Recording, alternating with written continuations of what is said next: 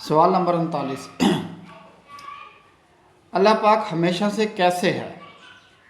اس سوال کا جواب دینے سے قبل دو باتوں کی وضاحت ضروری ہے۔ پہلی بات جو کہ اویس اقبال اکثر پوچھتا رہتا ہے کہ اللہ پاک ہم انسانوں کو اپنا ادراک دینے سے قاصر تھا۔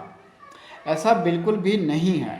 جو زبردست پروردگار عالم ایسی مخلوق بنا سکتا ہے کہ جو اس کی صفات کو ایکوائر کر لیتی ہے اور مسجود ملائک کا مقام حاصل کر لیتی ہے، اس کے لیے بھلا کیا مشکل ہے کہ وہ اس کے اندر یہ صلاحیت بھی رکھ دے۔ لیکن آپ کو جس مقصد کے لیے بنانا مقصود تھا اس کی اتنی ہی لمٹ رکھنا ضروری تھا، ورنہ مقصد کا حصول ممکن نہ ہو سکتا تھا۔ یہ مطالبہ کرنا اسی طرح ہے جیسے چڑی کے شکار کے لیے توپ کا مطالبہ کرنا۔ دوسری بات یہ کہنا کہ ٹائم اور سپیس کے بغیر کسی بھی چیز کا وجود ممکن نہیں ہے، ایک مادی جہان یا فزیکل ورلڈ کے مطابق یہ بات 100% درست ہے، لیکن میٹا فزیکل ورلڈ کے لیے یہ تعریف کرنا یا ویسے ہی سوچنا بعید از عقل ہے۔ میٹا فزیکل ورلڈ کی ترجیحات اور قوانین یکسر مختلف ہیں۔ جیسا کہ ہماری ذہنی سیٹسفیکشن کے لیے خواب کی صورت میں ہم کو ایک معمولی جھلک دکھا دی گئی، جو کہ قرآن کریم کے مطابق ایک نشانی ہے، جس کے ذریعے ٹائم لیس ورلڈ کا ایک تصور یا ثبوت ہم کو دے دیا گیا تاکہ شیطان ہم کو گمراہ نہ کر سکے۔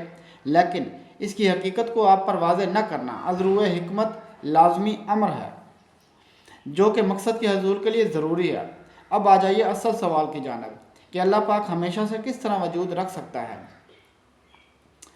اس ضمن میں یہ عرض یہ ہے کہ کوئی بھی انسان چوری، بددیانتی اور قتل و غارت گری وغیرہ اسی لیے کرتا ہے جب وہ اپنی بقا کے سلسلے میں غیر یقینی صورتحال کا شکار ہوتا ہے۔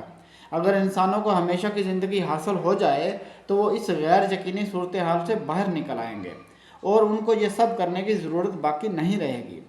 ایسی صورت میں کوئی ظلم نہیں کرے گا تو عدل کرنے کی ضرورت بھی باقی نہیں رہے گی۔ اسی طرح کسی کو ظلم برداشت کرنے کے لیے صبر بھی نہیں کرنا پڑے گا۔ مائیں بچے پیدا کرنے سے بے نیاز ہو جائیں گی اور ہر ایک بندہ دوسرے سے بے نیاز ہو جائے گا۔ ایسی صورت میں پروردگار عالم کا وہ اعلیٰ و ارفع مقصد کبھی حاصل نہ ہو سکتا تھا کہ اس کی صفات کا ظہور ہو اور کوئی ہو جو اللہ پاک کو اس کی صفات کے ساتھ جانے۔